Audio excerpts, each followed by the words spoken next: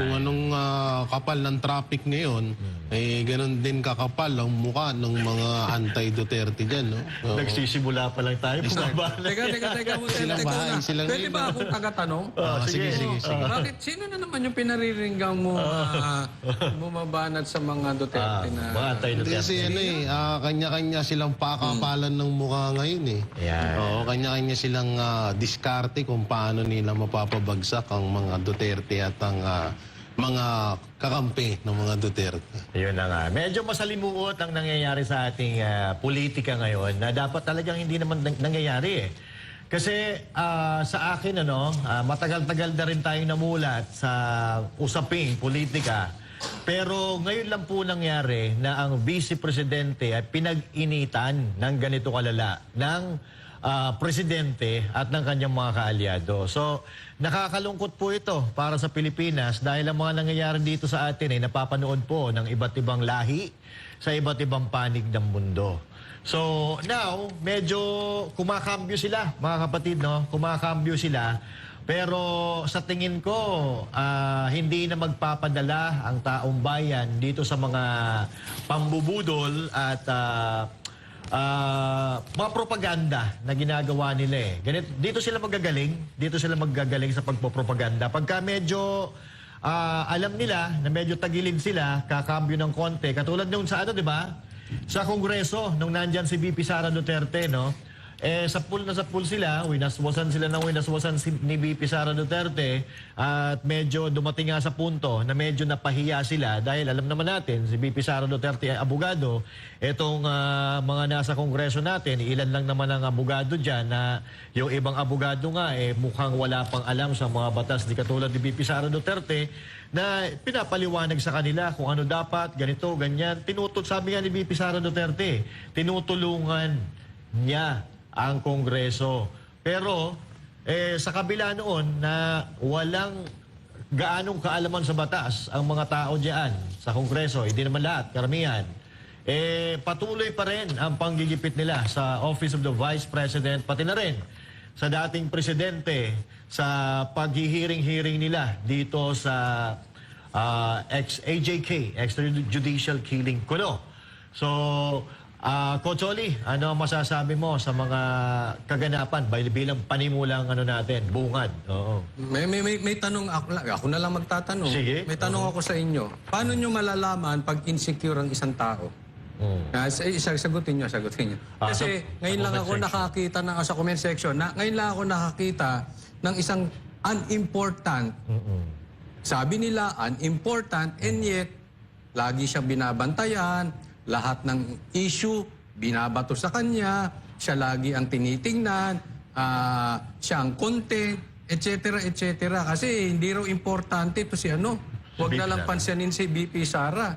Pero bantay naman ng bantay. Natatakot sila sa bawat galaw ni VP Sara, lalong-lalo na ang buong Duterte. Kaya, alam mo, kanina, ako'y nagmamaneho, ako'y nakamotor papunta rito, lagi ko naiisip, napakadelikado na po ng panahon natin. Kayo ba naiisip nyo yan? Kasi ngayon, kung nagagawa nila yan kay VP Sara, isipin nyo, pati sa atin, pag talagang nasasaktan na sila sa mga sasabihin natin, asahan mo, iipitin ka, didemanda ka.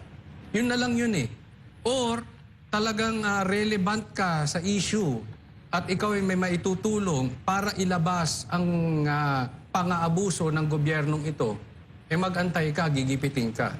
Kung nagawa kay VP Sara, kung nagagawa kay PRRD, paano pa sa atin? Alam mo, ngayon lang natin na-experience yung ganitong klase. Napakatindi. I think this is worse kesa nung panahon ng mga diktador. Yung mga dating pangulong diktador. At I think, ito yung ito yung ganito yung katindi. Kasi sobra ng sama ng pamunuan, tinandiman pa ni Martin.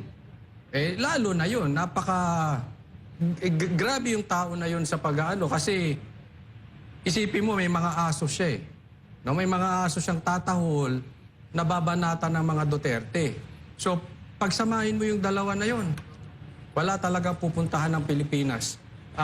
We are hopeless until antayin natin si PRRD. Ayun. Jay? Alam niyo yung mga ganong salitaan ng mga ulupong na yan. Ito naman tayo eh. Grabe naman po. Mainit. Alam niyo yung mga salitaan nila na ganyan, lumang tugtugin na yan eh.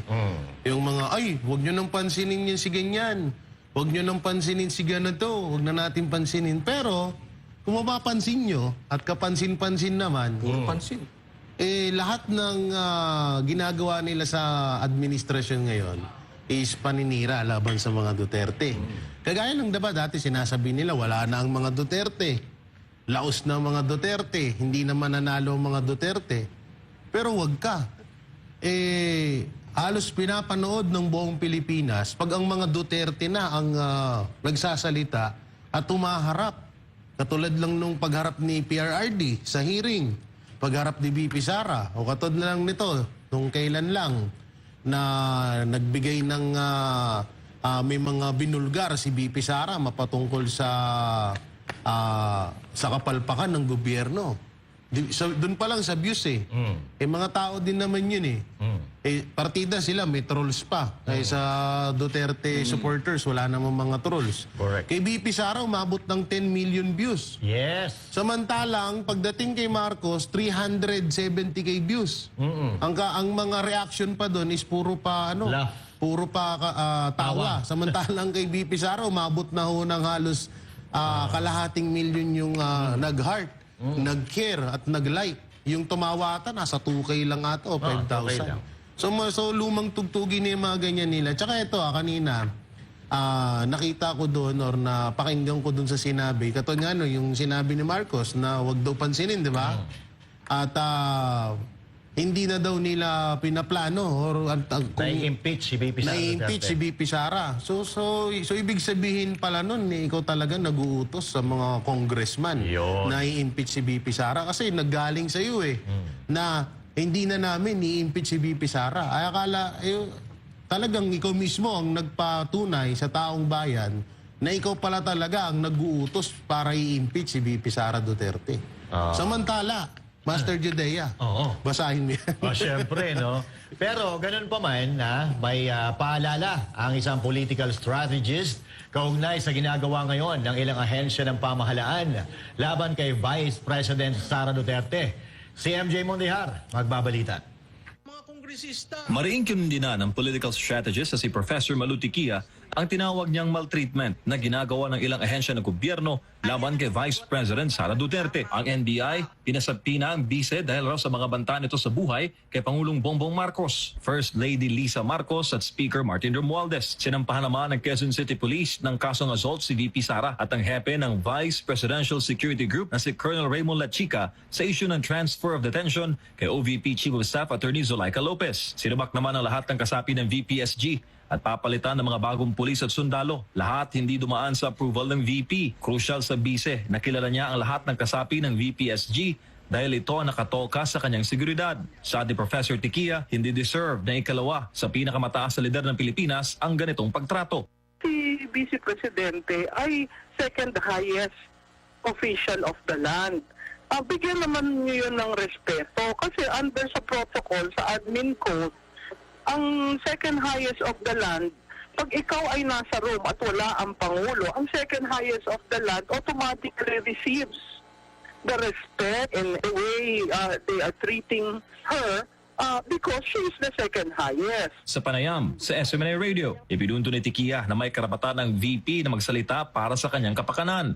Ipinaalala naman ni Professor Tikia sa DOJ, NBI, PNP at AFP na mas mataas ang Office of the Vice President sa mga ito batay sa hierarchy of government at dapat pantay ang paggalang ng mga nabanggit na ahensya sa OVP at sa Office of the President. Wala bang right ang Vice Presidente? Ang Vice Presidente ba ay laruan lamang, statwa, na sasabihin ng Pangulo, dito ka, ganun ang gagawin? Maling-mali yun. Umaasa naman si Tikia na magkakaroon ng linaw ang mga issue laban sa bise at matatauhan ang lahat ng mga nabanggit at tanggapan na labis na ang pagtrato nila sa second in command ng Pilipinas. Para sa Diyos, sa Pilipinas kung mahal, MJ Mondihar, SMNI News. Ayun na nga eh. Ano ba asahan natin dito sa mga pamunuan na walang respeto Ha? Hindi nga nila nire-respeto sarili nila, ibang tao pa kaya. So ito, mga kababayan, katulad ng sinabi ni Professor Malu Tiquia, na si VP Sara Duterte ay second na highest na may position sa ating bansa. So dapat, ito si VP Sara Duterte ay pinangangalagaan din katulad ng pangangalaga sa ating Pangulo. Kasi nga, kapag nawala ang Pangulo, siya ang hahalili, siya ang papalit. Pero of course, hindi naman natin aasahan yan. Kasi ayaw na ayaw naman talaga nila na mangyari na si VP Sara ang papalit sa kanila. Kaya nga nila ginagawa Kaya nga nila ginagawa itong mga panggigipit kay VP Sara ngayon dahil ayaw nila na maupo si VP Sara. Even the Vice President, gusto nga, sabi nga ni VP Sara Duterte, gustong maging Vice President ni Martin Romualdez. Hindi po tayo may sabi niyan, si VP Sara Duterte mismo. Si VP Sara Duterte ang nagsabi na gusto siyang patalsikin. But ang sabi ni VP Sara Duterte, they can always try and let's see what's gonna happen. Diba? So, ako naniniwala ako na malabong mangyari yun, mga kababayan. Dahil ngayon, nagsisimula na po, na manindigan ang ating mga kababayan. Unti-unti na pong lumalabas ang ating mga kababayan para ipakita ang pagsuporta kay VP Sara Duterte and at the same time, para ipakita ang kanilang galit sa hindi magandang nangyayari sa ating bansang Pilipinas, lalo-lalo na sa pagkawala ng milyon-milyon, bilyon-bilyon na pera ng ating bayan na hindi natin alam kung saan napupunta. Isipin na lang natin, yung sinabi ni Pangulong Duterte, 129 billion na halaga ng pinagbenta ng ginto, 90 billion sa PhilHealth, SSS, GSIS, Land Bank at DBP. Saan po napunta yun? Bakit wala po kami makita ni isang malaking proyekto na magbibigay ng malaking impact sa mga Pilipino para matulungan na mapagaan-gaan ng konti ang kanilang buhay at ng kanilang pamilya. Coach Oli. Naku naman, kung talaga namang magiging presidente o prime minister yan si Martin, babay Philippines. Goodbye, Philippines. Oo, Yan. umalis na babay SMNI. Oo. Kung hindi man tayo makalabas ng bansa, sa Davao na tayo. Davao? Oo. Mga taga Davao dyan, see you. Pambihira, anong mangyayari? Ngayon nga lang, iilan lang ang boto niyan, ha? Compared kay BP Sara, abusado na. Ilan pa lang ang boto niyan? Gawin mo pang vice president, may Nako. pambihira. Tapos tayo dyan. Ewan ko sa inyo, para kang para tayong, para tayong kinain ng buhaya dyan. Para tayong ginisa sa sarili nating mantika. Oo. Para tayo hinulog sa kumukulong mantika. No? Kinain tayo ng buhaya. Kinain mo, ayaw. Mas Pero gusto ko lang bigyan ng komentaryo itong Sige. Itong pulis na balat sibuyas. Sino Siya yun? pa magdidemanda. Sino yun? Yung nagdidemanda, sasarahan mo si BP Sara. Pambihira, vice president yan. Kung ikaw ba naman ay, sa bagay, napag-utusan lang to Napag-utusan. Pero sana, manindigan ka rin. Dahil kitang-kita naman kalat na kalat yung video, sasarahan mo ng ganun. Andun yung vice president. Di ba? Anong klase tapos ikaw pa ang balat sibuyas magdidemanda?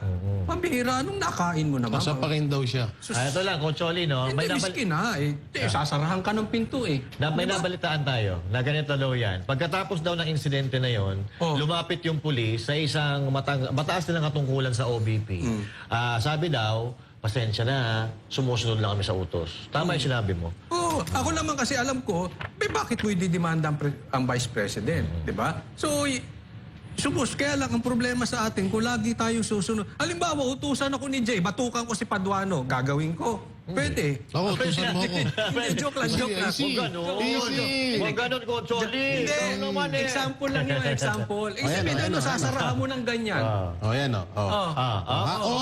tinamaan pa yung lalaki. Vice President yan, tandaan nyo. Ngayon, isipin natin hindi Vice President yan. Wala na. Babae pa rin yan. Bakit mo iipitin? Buang ka ba?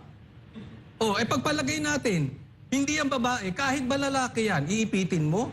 Tapos ikaw pa magdidemanda? Anong klase? Ano namang klaseng mga... sus naman. Ito yung ito yung kasabihan na hindi talaga sukat sa pinag-aralan o katungkulan ang respeto mo sa kapwa mo. Ayun. At yung tinatawag na may dunong ka talaga. Kasi biruin niya, pulis to. Tapos to ng pag-aaral. Siyempre, paano makakapag-pulis yan? Oo. Hindi naman katulad ng dati, kapag matapang ka, Pwede ka ka na magtanong. magpulis. So, iba ng panahon ngayon. So, pulis yan, tapos yan, at talagang masasabi mong professional na tao. Pero kagaya nga ng sinabi ko, hindi na nga sukatan doon ngayon. Dahil kadalasan, sa panahon kasi ngayon, lalong-lalo na sa gobyerno, re-respetuhin ka lang pag may pera kang panabla sa mga yan. Depende. Katulad ng mga yan, kung halimbawa hindi tungkol sa pera or kung may mag-utos man dyan o wala, hindi niya naman gagawin basta-basta yan. Kilala niya si BP Sara eh. Diba? So ibig sabihin, may malaking kapalit at may malaki siyang iniisip dyan. Bakit niya ginawa yan? Kasi hindi, yan, tingnan mo. Tsaka may isip yan. May isip yung pulis yan na may ranggo pa yan. May isip yan na bakit niya isasara ng ganun eh. May mga tao dun. At hindi lang si BP Sara, ang daming tinamaan, no? Bastos, Ang daming tinamaan ng mga tao. Si BP Sara, ayun pa nga masama eh. Yung binabalita ng ibang mainstream media, susuntukin pa daw to. Samantalang umilag lang naman si BP Sara. Yung kitang-kita sa video pag sara niya. Umikita natin yan. Yun o. Napaganon si BP Sara, hindi yung susuntukin. Ewan ko ba Siyempre, sa... gaganon ka. Kung may nakikita kang babagsak, Oo. ano na yun? Kumbaga, gagawin mo talaga yan. Kailangan naman hayaan mo babagsakan ka niyan. Di ba? Katulad ng ibang Sasalagyan mga mo eh. dyan, katulad ng ibang mainstream media. Nako, kung tinamaan mo yan, good luck sa mga Duterte. Hindi tayo pwede dyan. Mainit tayo eh. Magkakagulo pag tayo yung nandyan. Buti nga Mga kamo. sige, manuntok to eh. Buti nga kamo, wala pa kami ni Banat Bay nung time na yun dyan kasi pumunta kami niyan. Oo. Pero kung nakita namin ganyan niya kahit polisya, baka nasapak ko siya dyan. Pakita Sorry siya. sorry. Easy, easy. Nanggigigil na naman tuloy ako eh. Easy. But anyway, ganun talaga. Sige, mga Coach Oli. partners, ano lang ko lang kasi hindi dapat laging excuse yung nautusan. Oo. Dahil kayo, police, to protect, to serve and protect. Hindi pwedeng nautusan. Ganyan ang ginawa sa KOJC, nautusan lang daw. Gagawin, bababuyin nila yung katedral. Hindi po pwede. Alam nyo, gaya na sabi ko, kung lahat ng utos, halimbawa itong dalawang partners ko rito, kung susundin ko lahat ng utos na ito, maraming... Maraming kasalanan na magagawa si Coach Oli. Oo, kaya dapat hindi po pwede. Pinutos ba kami? Hindi po pwede kasi. Ito, bilang profesional, halimbawa ako, doktor, pinanumpaan ko yung profession ko. Halimbawa, engineer, pinanumpaan ko yung profession ko. Katulad din sa pulis. Tama. Pinanumpaan ko ang posisyon ko. Katulad sa AFP. Pinanumpaan ko ang posisyon ko. Pero ang tanong, saan dapat ang loyalty ng Armed Forces of the Philippines? Sa yung dalawa, saan dapat? Ano? Ulit? Saan dapat, kanino, or saan dapat ang loyalty ng Armed Forces of the Ay, Philippines? syempre sa taong bayan kasi explain ko. Sige, explain mo saglit muna. lang. Sige, Kasi una-una, kaya ka nandiyan sa ganyang posisyon is may pangako ka. May sinumpang kang pangako na tungkulin mo para sa bayan. Iyon. Hindi para sa mga posisyon. Iyon. Ikaw, Coach Oli, Sa konstitusyon. Iyon. isa pa yan. Dapat andoon eh. Yan gaya nga nasabi ni PRRD. Ang militar ay merong sinumpaan. At kayo ba ay papatupad ninyo ang konstitusyon? Pag nalalabag na ang konstitusyon, anong gagawin? Susunod ka sa boss? O susunod ka sa konstitusyon? Alright. So ito nga, at least now we know kung bakit ganito nangyayari sa ating bayan. Kasi sa narinig ko kanina, napanood ko din, na-interview kay Romeo, si General Browner, no?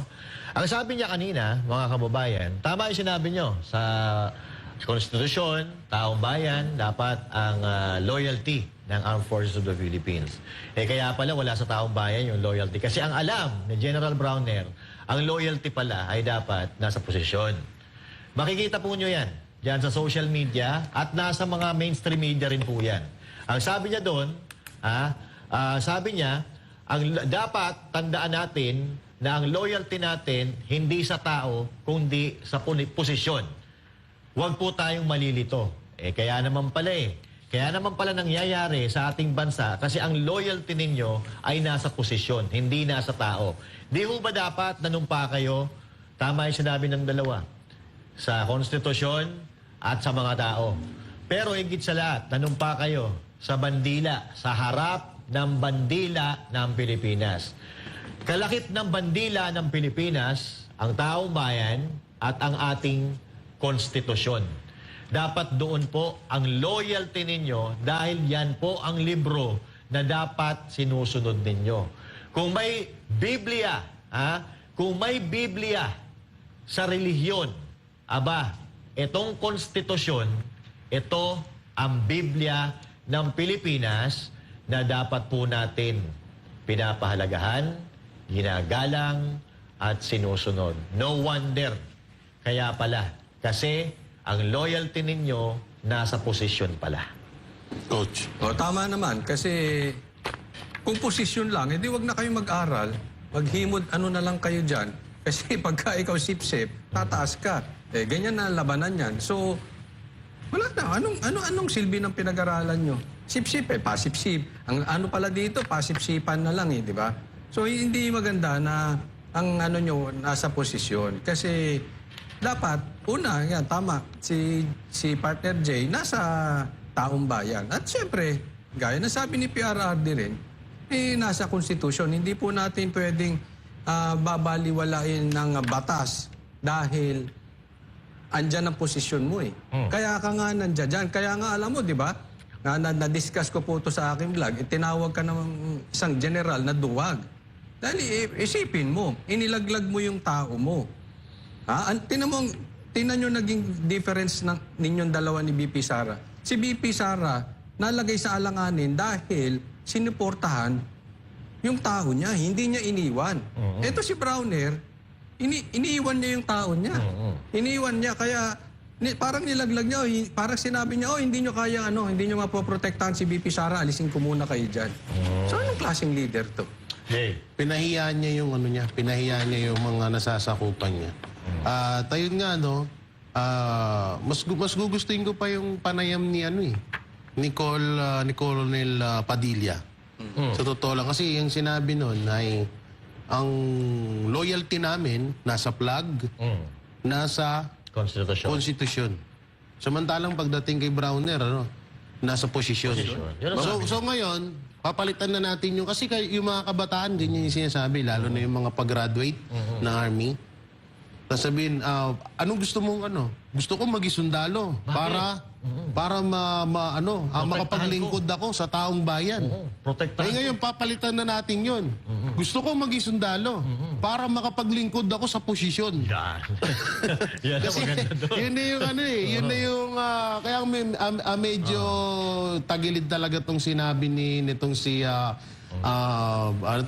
si Browner. O mas gugustuhin ko yung sinabi ni Padilla. So dito naman din hindi rin natin masasabi kung anong nasa isip nito. May yun nga lang hindi pumasok sa isip nito ni Browner na hindi lang siya yung mapapahiya, kundi yung buong mga militar, buong AFP ang mapapahiya dito. Dahil siya yung leader Siya yung pinaka commander. So dapat siya sa kanya mismo manggagaling yung magandang salita na makaka-impluwensya sa mga Pilipino na maganda rin yung kakalabasan nung sinabi niya. Kaso medyo tagilid. Hindi pala medyo, talagang tagilid. Ayun. Kasi biruin mo, dito natin mapagtatanto na kaya lang nila ginagampanan ng kanilang tungkulin kasi para sa posisyon. Yan. Yung nga nakakalungkot, no? Kasi kung yung posisyon na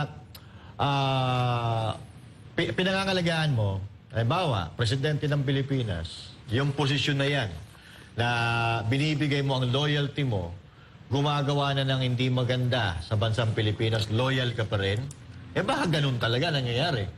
Kasi kung mapapansin natin kung ano nangyayari sa Pilipinas, may senior nga ako kanina, yung magdodroga, 3 sila, may 2 babae, parang wala na mga takot. Partners, nagsisindi ng ganun, nag-up and down daw tawag nila doon, tapos naka-video. Mahina pa yun. Oo. May mas malapit ngayon. Ano? Pare. Pare? Oo, Gumaganon? nagko-cocaine. Patay tayo dyan. Talo ano? kayo sa lolo ko. Oo. Talo kayo sa lolo. Ano yung sa lolo mo? Ano yung lolo mo? Nagtatama. Nasa palasyo. Ay, patay iba. tayo ng palasyo pala. Ibang lolo yun saan palasyo? Iba yung palasyo sa Maynila o palasyong ano? Ano? Palasyo ng hangin. Bahala ng hangin. Oh, medyo tagilid na talaga. At ano hindi nga natin alam ngayon kung talagang may magpoprotekta pa ba sa atin? May magpoprotekta pa sa konstitusyon ng Pilipinas? Magpoprotekta sa taong bayan? Kasi katulad ng sinabi nyo, mga partners, medyo saliwa po at parang hindi po maganda itong mga naririnig natin. Katulad nung sinabi ni VP Sara Duterte na hindi daw alam ng mga pulis na may banta sa kanilang seguridad. So mahina ang intel natin. Oo. At hindi lang yan isa pa dito, yung mga nangyari sa KOJC, yung nangyari, ang dami pa na nangyayari mga kababayan sa ating bansa na parang hindi po nasusunod yung rule of law. At eto, meron pong ibinahagi ang napakagaling na general na lumusob sa KOJC. Ito, matagal na daw umadong plano ng PNP Region 11 ang paglipat ng mahigit 60 pulis mula sa Davao Region. Pero ngayon lang na ipatupad sa gitna ng bangayan ni na Pangulong Marcos Jr. at Vice President Sara Duterte. Pero ang sabi ng PNP, walang pamumulitika sa kanilang ginagawa. Si Paul Montibon, magbabalita. Sa panahon pa pala ni dating Police Regional Office 11 Director at ngayon CIDG Director, Police Brigadier General Nicolas Torre ang sanay paglilipat sa higit na 60 na mga pulis mula sa Davao Region para di maimpluwensyahan umano ang mga kinakaharap na kaso ng mga ito sa kanilang istasyon o unit. Pero bakit ngayon lang ito na ipatupad sa gitna pa ng tumataas na tensyon sa pagitan ni na Pangulong Marcos Jr. at Vice President Sara Duterte? Tanging sagot lamang ng PNP, dumaan sa tamang proseso ang paglilipat sa mga ito. Agosto nang sinimulan ang investigasyon sa mga nangyayaring patayan sa Davao Region na hindi umano na ire-report ng maayos o nauuwi sa pagtatakip sa mga naitatalang krimen sa rehiyon. At para di raw maimpluwensyahan ang isinasagawang investigasyon laban sa mga pulis na ito, kaya kailangan silang ilipat sa ibang lugar. Wala naman daw itong kinalaman sa politika at sana huwag lagyan ng kulay kung bakit ngayon lang ito ipinatupad. Batay sa special orders ng Campo Crame na pinirmahan o epektibo nitong November 25, 2024, ang pag-relieve sa pwesto ng 65 pulis mula sa Davao ay ipinakalat ito sa Bicol Region at iba pang bahagi ng North Luzon kung saan pinakamataas na ranggo rito ay Police Major. Samantala, sinagot na rin ng PNP ang pahayag ni Vice President Sara na isang kahihiyan ang pambansang pulisya dahil hindi nito ginagawa ang trabaho habang matagal nang sinasabi ng Vice Presidente na may mga banta ito sa kanyang buhay. Nakakahiya sa buong mundo na ang Philippine National Police natin, who by the way has intelligence funds, hindi alam ang mga pangyayari sa ating bansa. Nakakahiya na meron tayong police na hindi nila alam ang threats sa Vice President. Nakakahiya yan, ma'am. Huwag sila magsasalita ng ganyan kasi nagpapakita yan ng incompetence ng Philippine National Police. Dapat dyan, kung ako po ay Presidente, Secretary ng DILG, Chief ng PNP, ang sagot dyan ay, let us sit down and investigate the alleged threats so that we will know if these are true or not. Iginit pa ni VP Sara dahil sa kawalan ng alam ng mga pulis sa mga nangyayari sa bansa, kaya dumarami ang kriminal. So ibig sabihin, ang dami nilang walang alam na mga pangyayari. So kaya pala, nagkanya-kanya na ang mga kriminal dahil walang alam ang kapulisan. Nakakahiya para sa Pilipinas na naririnig na ang pulis natin ganyan magsalita. Sagot ng PNP, Naghihintay lang daw kasi sila ng kumpas ng Presidential Security Command mula sa Armed Forces of the Philippines bilang ito ang pangunahing ahensya na may hawak sa seguridad ng Pangulo at Pangalawang Pangulo. Ang kaso nila, wala raw abiso at hindi nakikipag-ugnayan ang PSC sa PNP para imbestigahan ang mga sinasabing banta laban kay VP Sara. Bagay na hindi makaaksyon ang PNP para tugunan o tingnan kung totoo o hindi ang mga bantang ito sa Vice Presidente. Sakali naman nila nahingi ng Presidential Security Command ang serbisyo ng pulis para imbestigahan ang mga umaaligid na banta kay VP Sara, saka lamang sila kikilos na naaayon sa kanilang mandato. Para sa Diyos at sa Pilipinas kung mahal, nag-uulat Paul Montibon, SMNI News. Oh, ayan mga kapatid, mga partners, no, nagtuturuan na sila. Nagsisisihan na, dyan sila magaling. Pagka may nangyayari, tuturo sila ito, magtuturuan na ganyan. Oo. So, parang wala bang mga, mga sariling utak, no? Ining pag-iisip. Na, wala sariling pag-iisip, walang inisyatibo na, eto, mali na to, huwag na tayong manisig, gawin na lang natin to. Ganun ang ginawa ni Pangulong Duterte ng administrasyon niya eh. Pero ngayon, ang napapansin natin, sa tuwing may nangyayari na hindi maganda, naghahanap po sila ng masisisi. At ito eto mga kababayan, ang sabi noong ng PNP, August pa daw, itatransfer dapat ang mga pulis. Noong August, ang dami-dami nyo nang transfer eh. September, ang dami-dami nyo nang transfer. So, hindi pa pala todo yon. So, patingin kami nung order ninyo nung August na itatransfer yan. Ngayon lang na ipatupad, di ba? So, ngayon lang na ipatupad. So, ibig sabihin, mayroon na po kayong kasulatan or mayroon na kayong order na itatransfer yan since August. Pwede pong ipakita nyo sa taong bayan yung order na yon para maniwala kami na hindi pamumuliti nga po itong pagtanggal ng mga security ni VP Sara Duterte, pagtanggal or pag-transfer ng kapulisan from Davao, transfer sa iba't ibang lugar, at yung nalagay ng VPSD under sa Office of the President. Hindi po ba pamumulitika yan? Tigil-tigilan niyo po kami dahil hindi po kami pinanganak kahapon. Kung may mauuto kayo, yun yan. Yung mga sunod-sunuran sa inyo siguro at yung mga na hindi nag-iisip. Kasi ito, malinaw na malinaw kung ano ang ginagawa nyo. Kung ano ang ginagawa. Kay General Browner na mismo nanggaling eh. Oo. Na ang loyalty pala ninyo nasa posisyon. Ganon pala. Kaya pala. Kocholi. Walang alam ang kapulisan. Hindi ako nagsabi niya na si VP Sara. Hindi man siguro lahat. No? Kaya lang kasi mga nauutusan dyan, parang wala kayong alam.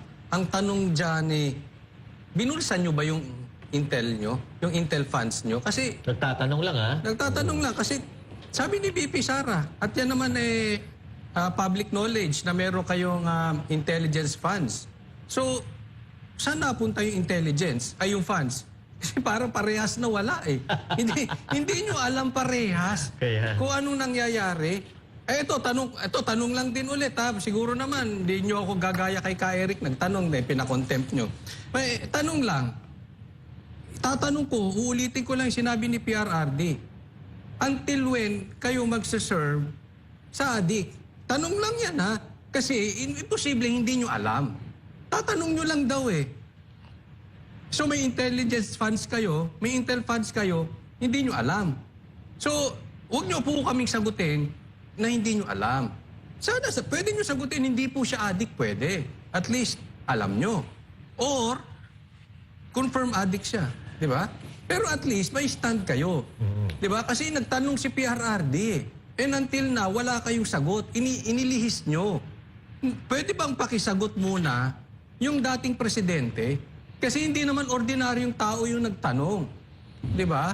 Wag po sana natin wag natin i-bypass or baliwalain yung tanong ng dating presidente. Kasi alam mo, naliligaw tayo. Ngayon tapos tinanggal nyo yung mga pulis dyan sa Davao, i-assign nyo sa ibang lugar. Ang tanong ba, lulusob na naman ba kayo sa Davao? Kasi isipin mo, kawawa itong mga pulis na ito may mga pamilya yan. Yeah. May mga anak yan, iiwanan mo. May mga kabit pa iba dyan. Huwag kang Hindi. gano'n. Easy. Iiwanan mo pa, ilalagay mo sa ibang lugar, di magkakaloko-loko. Hindi, joke lang yung kabit ha. Alam ko mga matitino pero- itong mga pulis eh. Pero kasi, alam mo, ba't ko nasabing lulusob na naman kayo sa Davao? Kasi ganyan-ganyan, nung nagdeklara po ng drug war si Mayor Baste, na-relieve yung kanyang mga pulis. Di ba? May mga nasuspindi pa nga. Yung nagtatrabahong pulis, yun ang pinarusahan natin. Yun na, parang pinapalambot nyo ang security ng Duterte.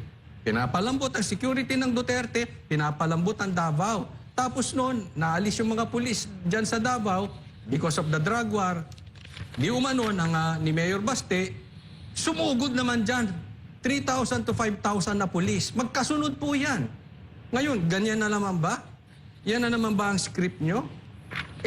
Aalisin yung mga pulis dyan tapos may papasok? Wag naman ganyan kasi alam mo nakakasawa na eh. Saglit lang mga partners kasi kailangan natin labas to. Dahil masakit na ang nangyayari sa ating bansa. Dahil sa problema lang natin sa dalawang tao. Diba? Kung si BBM sumunod lamang doon sa continuity. Isipin ninyo isipin lang natin for discussion purposes, si BBM sumunod doon sa ipinangako niyang continuity, may problema kaya tayo ngayon? Tapos, itong si Martin, lalaban ng pata sa eleksyon nang hindi nakafocus at binabanata ng Duterte. May problema kaya tayo ngayon? Wala. Di ba? Sayap-saya ng buhay. Wala. Nakakapagtrabaho ng maayos. Dahil doon sa dalawang tao, bakit kailangan mag-suffer ang buong Pilipinas? Yeah. Nagtatanong lang naman. Diba? Sana tuloy nyo na lang. Continuity, okay kami dyan. Suportahan pa namin kayo. Ituloy nyo yung mga pinangako ninyo, yung mga plataforma, yung programa ni PRRD. Ayos ang bansang Pilipinas. Aahon pa tayo. Yun, Jay. Ito yung malinaw na pamumulitika talaga yung ginagawa nila. Kasi kung matatandaan nyo, wala pa hong kalahating taon na ilipat dyan si Torre sa Davao, di ba? So paano niya sinabi na matagal na daw pinaplano? Parang ilang buwan pa lang, wala pang ang 2 buwan na simula nung na inilipat. Parang September na ilipat si Torre ata. As far as I know, September. Pero August pa daw, plano na talaga. Ngayon, Sabi, wala pa si Torre nandun. ang pinapalabas kasi ni Torre, parang ilang taon na eh. Parang ilang buwan na daw. Tsaka ito, anong purpose? Anong mabigat na purpose na yung tiga Davao ng mga kapulisan, ililipat nyo ng Bicol, Cordillera, Nueva Ecija. Baka nagkataon lang. Yung isa pa, yung pinakamalayo, yung Abra ata yun. Basta may mga malalayong lugar. Anong purpose nun? Baka nagkataon lang. Posible naman magkataon, no? Posible ako, diretsuhan tayo dito. Posibleng magkataon na ililipat nyo yung mga yan dahil lang sa kagustuhan nyo. No? Dahil lang sa kagustuhan nyo. Parang parang napaka-obvious naman wag nyo kaming gawing tanga. Kasi parang ginagawa nyo sa amin, nabubulol naman ako. Palagi nyo kaming pinagmumukhang walang alam. Palagi nyo kaming pinagmumukhang walang alam na parang kinakausap nyo palagi, nagsasalita kayo sa akin, parang kinakausap nyo lagi mga bata. Isipin nyo na lang maigi, hindi ba kayo naawa? Kahit na lang sana sa mga pamilya ng mga kapulisan na lang na yun eh. Gaano kahirap sa mga anak, sa asawa ng mga kapulisan na yan na ililipat nyo yung mga asawa nila sa iba't ibang sa napakalalayong lugar. Na yun, samantalang. Tsaka ito pa isang purpose dyan kung bakit nila ginawa yan. Gusto nilang magalit yung mga pulis ng Davao sa mga Duterte. Dahil alam naman, hindi naman natin may tatanggi na kung hindi dahil sa mga Duterte, hindi sila ililipat. Yun naman talaga yung totoo dyan. Yun ang gustong mangyari ng gobyerno. Kaya nila ginigipit. Katulad lang nung ginagawa sa Office of the Vice President yung mga empleyado. Kaya nila ginigipit yung mga tao doon kasi gusto nilang magalit kay BP Sara. Ganon din yung ginagawa nila ngayon sa mga kapulisan sa Davao. Eh, hindi naman mga bobo mga tao. Hindi naman bobo mga pulis. Alam naman nila kung ano talagang reason kung bakit sila linipat at kung bakit ginigipit ang Office of the Vice President. Coach Oli, may dudugtong. Hindi, ako, tanong lang bago ipasa sa'yo. Kasi may nagkomentaryo dito, marami na raw, confirm ba ito? Marami na raw tao dyan marami na raw pulis dyan sa EDSA Shrine. Shrine? EDSA Shrine. Ba't nagkakabulol-bulol tayo ngayon? So, i-confirm natin. Pero may tanong ako bago ang lahat. Sige, ano yung tanong Kasi ngayon? kanina nakaligtaan natin yung kay Pahardo eh. Focus tayo doon kay Diwata eh. Pero ito bago ka magsalita. Sige. Believe ako, congratulate natin si Pardo. General na siya. Ay, congratulations! May palakpakan naman tayo dyan na may kasamang Totoo ba yan? PPG na, nakalagay doon sa kanina eh. Sa third layer eh. Di nga totoo? Police Brigadier General. Dati colonel General na, di ba? na? Ay, kaya naman pala. General Gusto mo na. maging ma-promote? Aba, sip-sip-sip lang din pag may time. Grabe, no? Di ba nung panahon, kailangan ng mga kabataan na mag-aral kung gusto nila maging polis. At kapag maging polis ka, dapat kung gusto mong makaputungtong sa gusto mong ranggo, gampanan mo ng maayos at pagtrabahuan mo yun. Ngayon, iba na. Kung gusto mong tumaas ang ranggo mo, sumipsip ka. Diba? Ganon. Ang lupit, no? Easy. Alam mo, may nagbanggit nga na general. Tinatanong, ano bang credentials nito si Browner? Kasi ano daw Ayun. to? Hindi raw ito, according doon sa general ng mga generals. Yun, narinig ko rin yan. Tuloy mo. Oo, di ba? Ito daw tumatakbo, hindi ito na nagpapa-assign doon sa mga delikadong areas at mga delikadong assignments. Tapos biglang naging AFP chief. Ay, wala akong alam dyan, so hindi ko siya pinagbibintangan. Pero ano na ba talaga ang credentials ngayon na para ikaw ay ma-promote o... Pagkalugar. Si Marbel, taga-Leyte daw eh. Hindi, wala masama kung kalugar. Kasi si Bato, kalugar ni ano. Pero may binatbat. May nagawa. Oo, hindi nga niya iniiwan si BP Sara, di ba? Hindi, simple lang. Napakasimple lang ngayon. Kung gusto mong, yan, katulad niyan, pag yung credential na sinasabi, batayan kung paano parang tumaas yung ano mo or makatungtong ka dun sa gusto mo. Huwag mong panigan ng mga Duterte. Ayun. Pumanig ka lang sa administrasyon. Sureball yan, anytime. Kapalan mo lang mukha mo, kainin mo yung pride mo, Oo. sureball yun. Tablahin mo yung mga kapwa mo Pilipino, Sureball yun. sureball yun.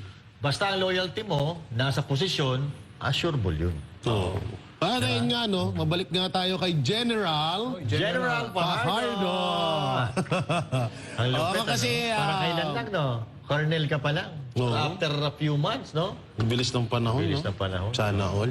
Ewan ko, may nagsabi lang dito ha. Ang sabi? After the siege daw, naging ano na. Hindi ko alam kung totoo. After the siege, naging general na. General na, nakita ko sa third layer kanina eh.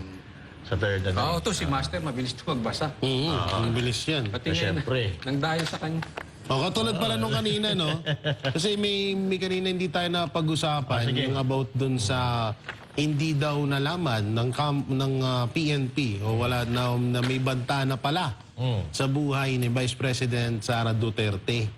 At ito ay isinisisi nila sa PSC, no?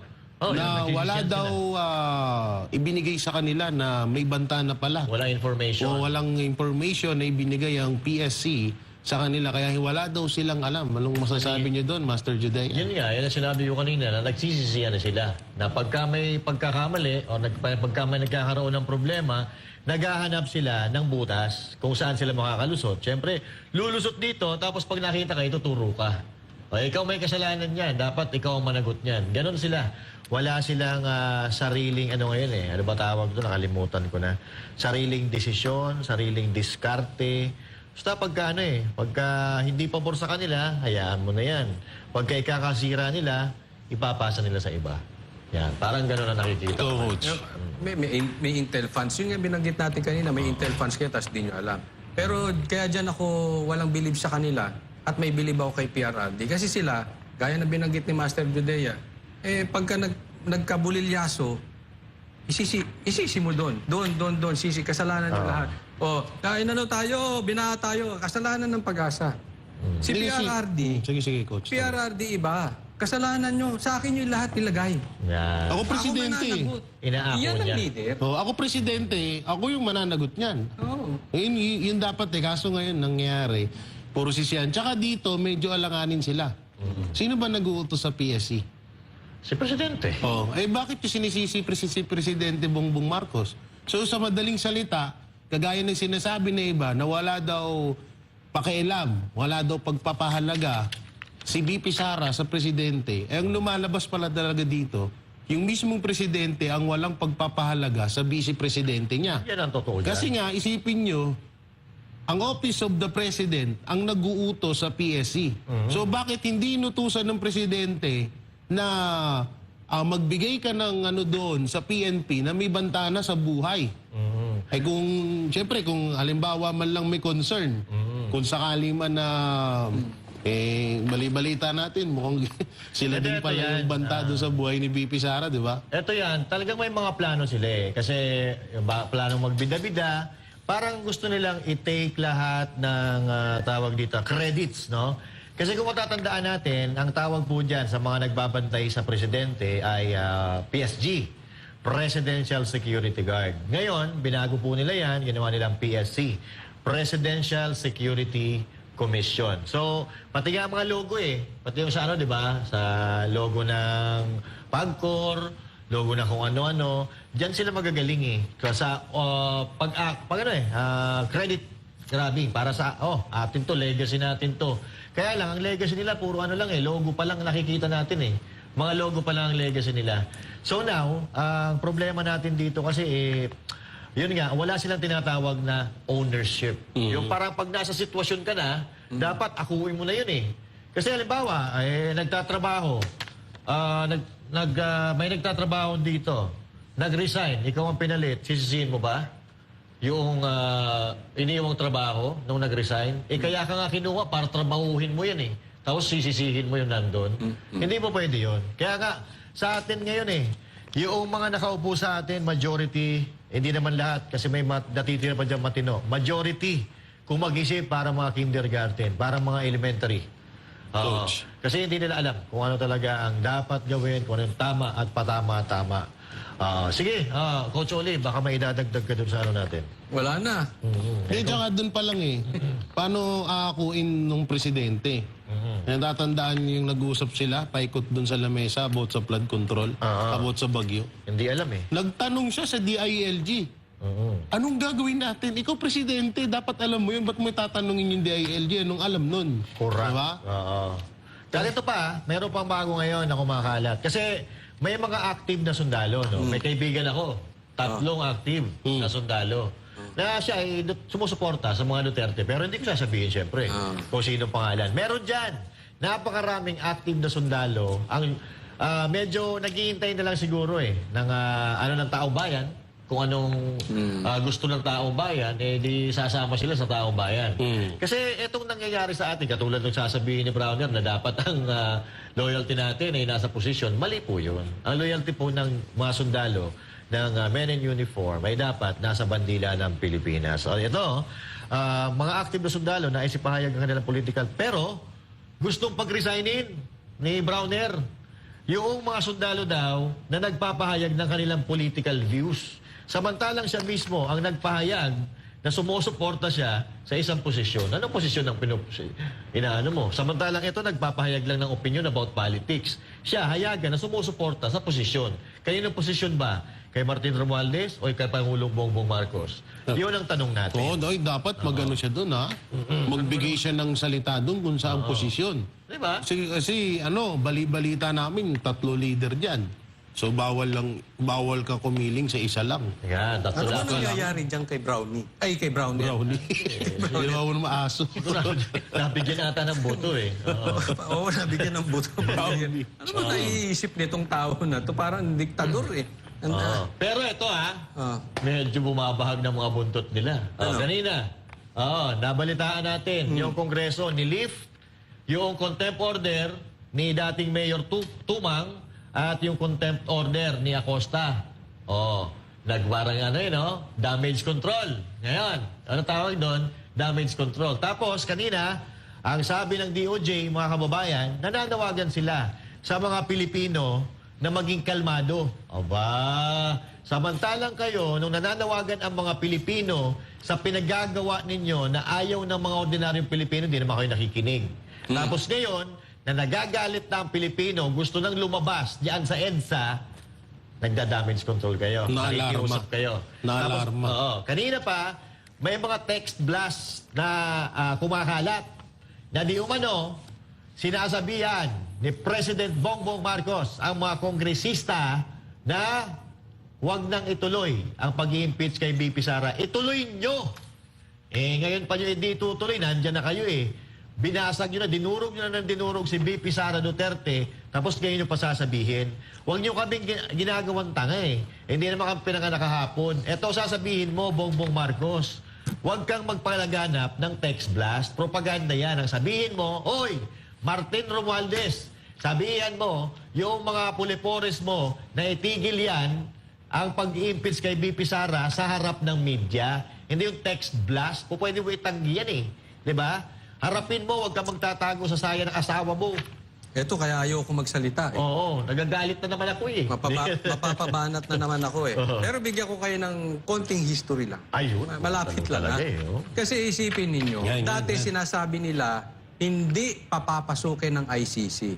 At yan binabanggit ko sa vlog ko before, na huwag kayong maniniwala dyan, salita lang yan. Mga sinungaling Kinonfirm pa yan ni Boeing. Hindi papapasukin ng ICC. Sabi ko, hindi kayo maniniwala dyan. Ngayon, iba na tono.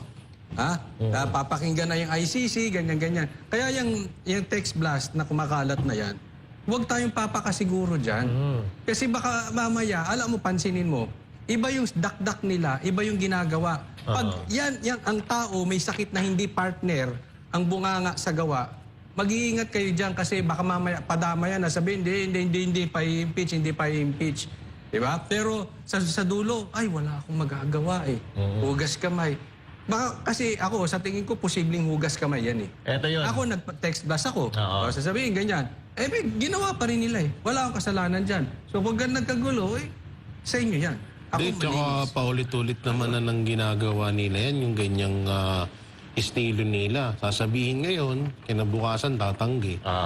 Ito yan, mga partners, no. Sa tingin ko, nauubusan na sila ng diskarte ngayon.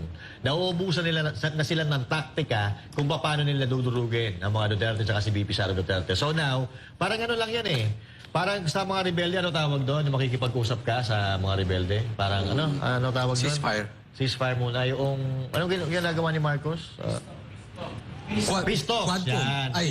Pistok. NPA kasi marami NPA sa Quadcom wala. Marami. Nandun si Sprite, Coke, Royal. Sorry.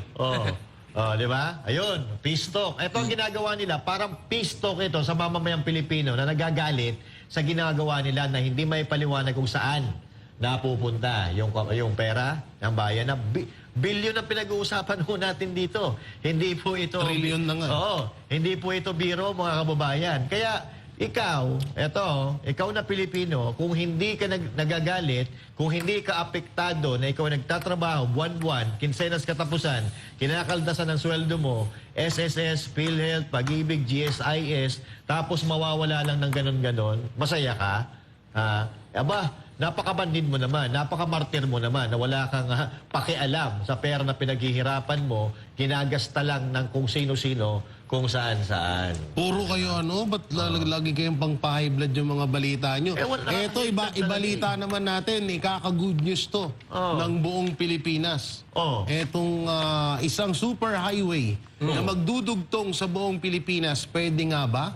Para sa isang visionary leader. Hindi ko makita, nadudulog ako. Nasa loob ng ilang dekada. Ikaw na, Aster. Posible ito. At sa katunayan, mayroon nang inilatag na plano. Si Hannah Jane Sancho nagbabalita. Sa paglipas ng panahon, ang Pilipinas ay nahuhuli pagdating sa road construction at infrastruktura kumpara sa ibang bansa. Sa katunayan, ngayong taon, iniranggo ng Air National Institute for Management Development o IMD ang infrastruktura ng Pilipinas sa ika-61 mula sa ika-67 na mga bansa, habang ika-70 naman ng Pilipinas pagdating sa infrastruktura ayon sa Global Competitiveness Index ng World Economic Forum. Sa ganitong kalagayan, paano maaabot ng bansa ang antas ng bansang may maunlad at modernong sistema? Isa sa mga nakikitang sagot dito ay ang plano ni KOJC leader Pastor Apollo Siquibuloy na tumatakbo bilang senador. Kanyang isinusulong ang pagtatayo ng isang national superhighway system na magdudugtong sa buong Pilipinas, na hindi lamang magpapabilis ng transportasyon, ngunit magbibigay daan din sa mas mabilis na progreso ng Pilipinas. Sabi nga ni Pastor, if you want to become a first world country, dapat first world din ang infrastructure mo. Tama. Yes, kasi nga, parang isa sa pinaka-importante sa first world infrastructure is yung national transportation network mo or modern transportation network mo.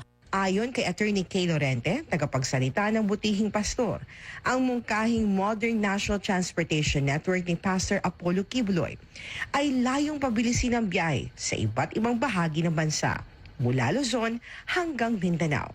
Kabilang na ang mga rehiyon tulad ng Bicol, Visayas, Palawan at Mimaropa. Sa ganitong paraan magiging mas mabilis, maginhawa at abot kamay ang kaunlaran para sa lahat ng Pilipino. So ito kasing modern transportation network, sinasabi ni Pastor, ito yung kumbaga veins sa isang, kung sa katawan pa, siya yung nagdi-distribute ng mga nutrients, ng mga oxygen sa lahat ng parts of your body. It will distribute. And then pag ito naman ang maglilinis, ito lang, dadaan yan sa veins lahat. So dito, once na up to the remotest barangay, meron pong transportation system, abot po yan silang lahat. So mas mapapalago yung local economies. Kabilang din sa plano ng senatorial aspirant ang pagpapatayo ng two-way bullet train system, multi-lane highways at mga terminal na mag-uugnay sa iba't ibang mode ng transportation tulad ng tren, ferries at mga bus. Hindi lamang ito magpapabilis ng biyahe, kundi makatutulong din itong maabot ang mga liblib na lugar na magpapalago sa turismo at agrikultura ng bansa. Gusto ni Pastor magiging self-reliant na ang government natin. So ito, maraming maraming impact ito. Number one nga, tama ka, yung economic impact. Kasi nga, dadaan yan, lalo na sa tourist destinations, talagang, pinag-isipan talaga ni Pastor. Although meron na tayong existing na national highway, ang gusto ni Pastor, i-connect na lang yon. O yan, nakikita niyo yan, yung existing, yung white.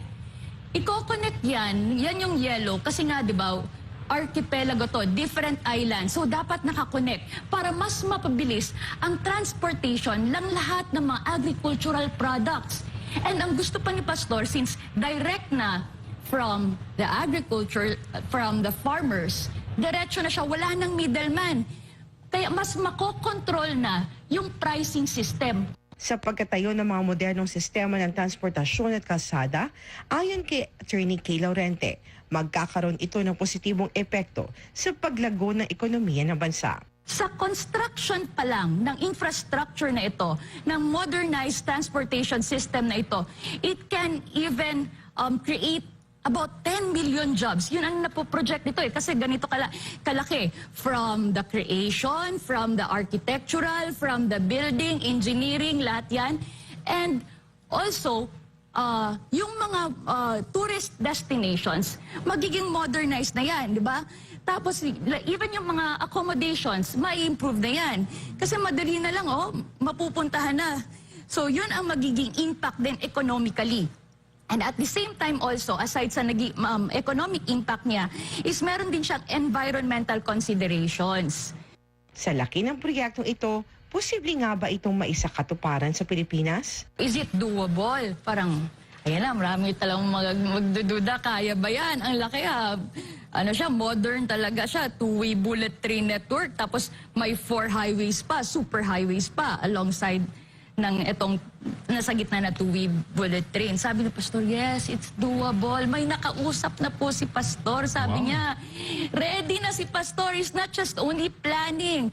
He's not just visualizing it, but he is already talking to someone who was able to do it before na in their country. And again, they are very willing to help Pastor in achieving, not only Pastor, the Philippines in achieving this dream. Is it an impossible dream?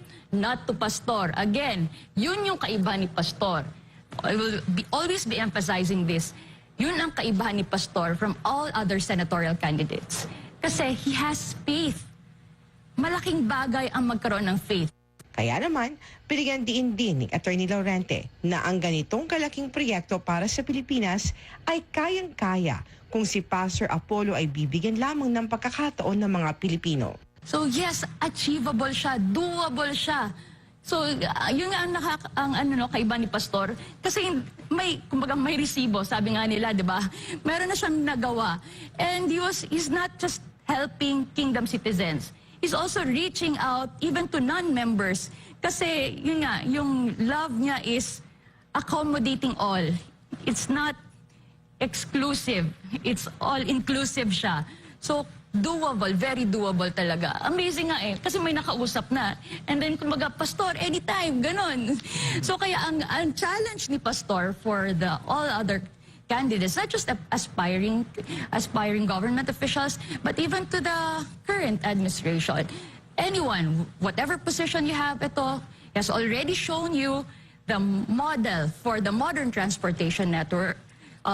He's challenging you. He's giving you the idea, yes, this is possible. Yes, you can also do it.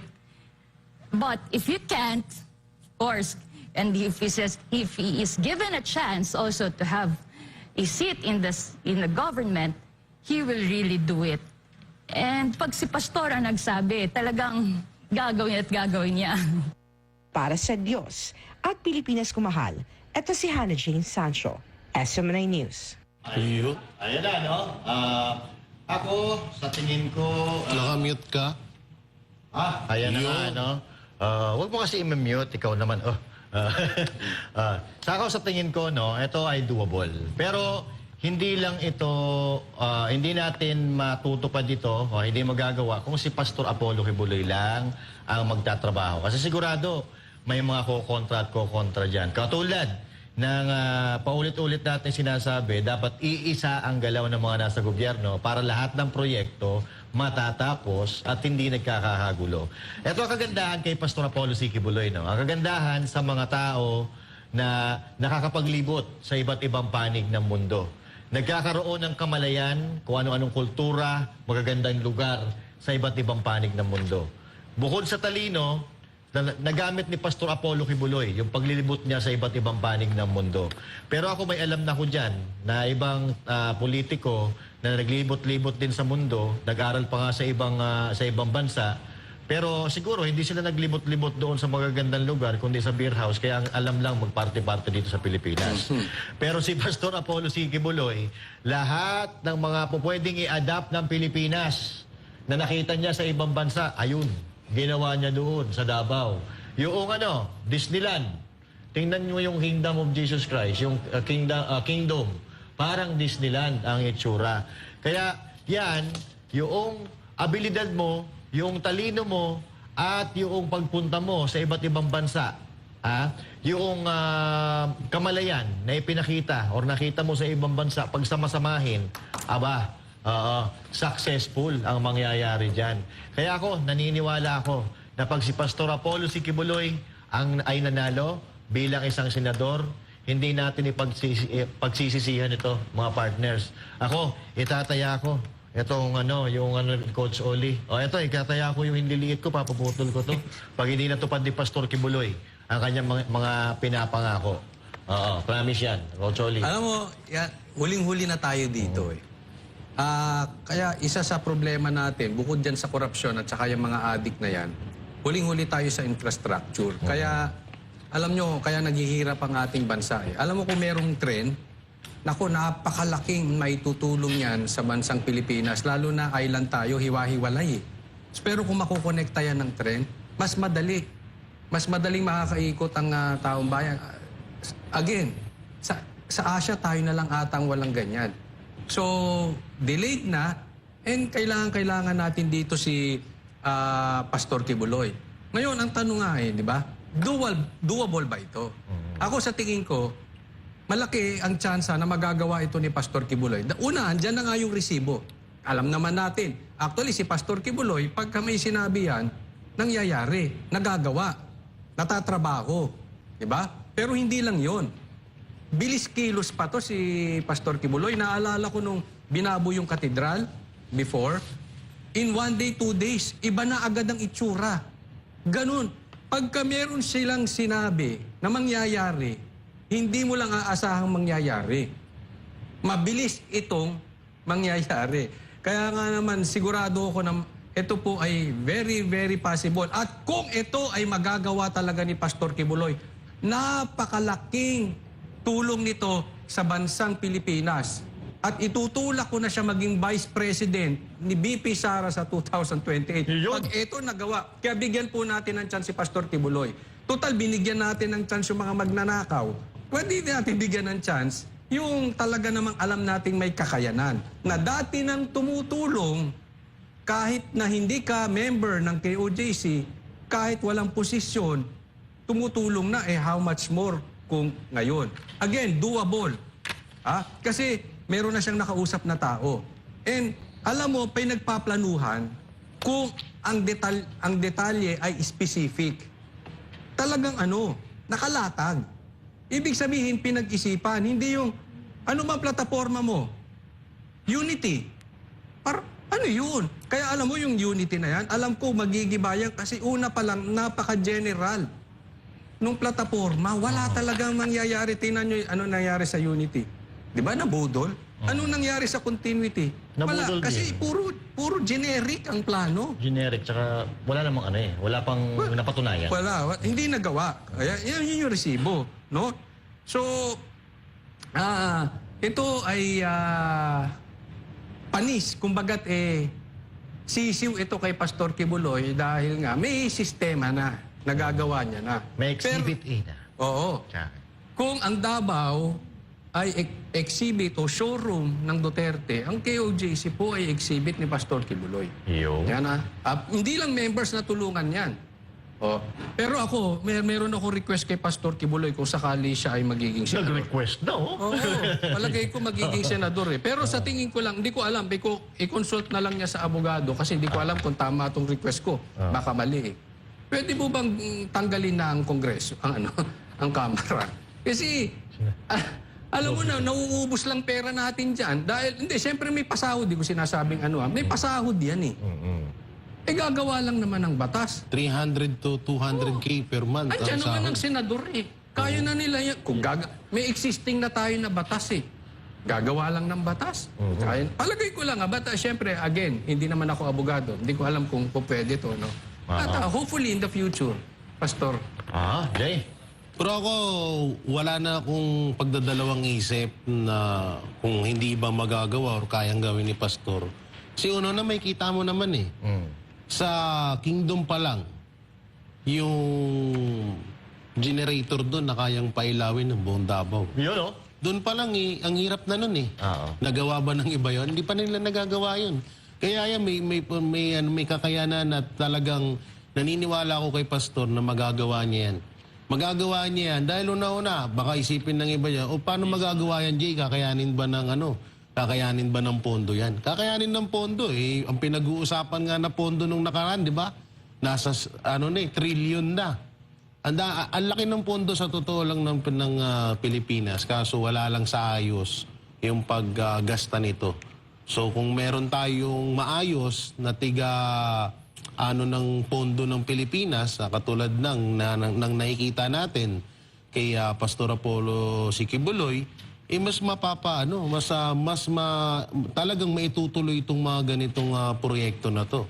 At sa ibang bansa, nagawa na to Sa totoo nga lang, tama yung sinabi mo kanina na dito lang sa Pilipinas wala to sa pagkakatanda ko, yung sinakyan ni Banat Bay at ni Boss Dada sa Japan ba yun?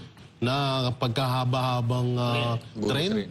Oh, eh bakit doon nagagawa dito hindi? So, at di hamak na mas mayaman tayo.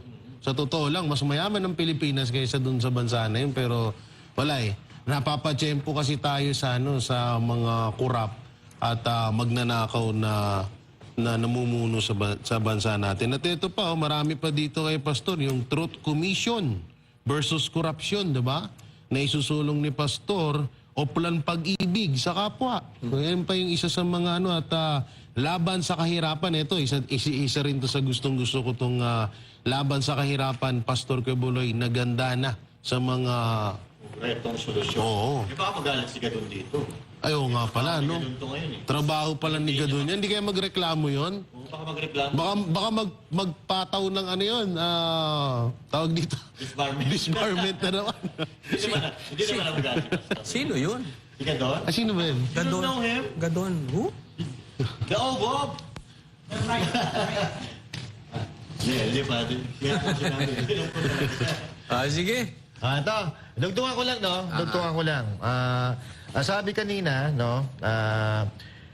Ito kasi sa Pilipinas, hindi lang po infrastructure ang pinagtutuunan ng pansin ng ating ng gobyerno. Nandyan yung sa health, nandyan yung sa pagkain, lahat-lahat.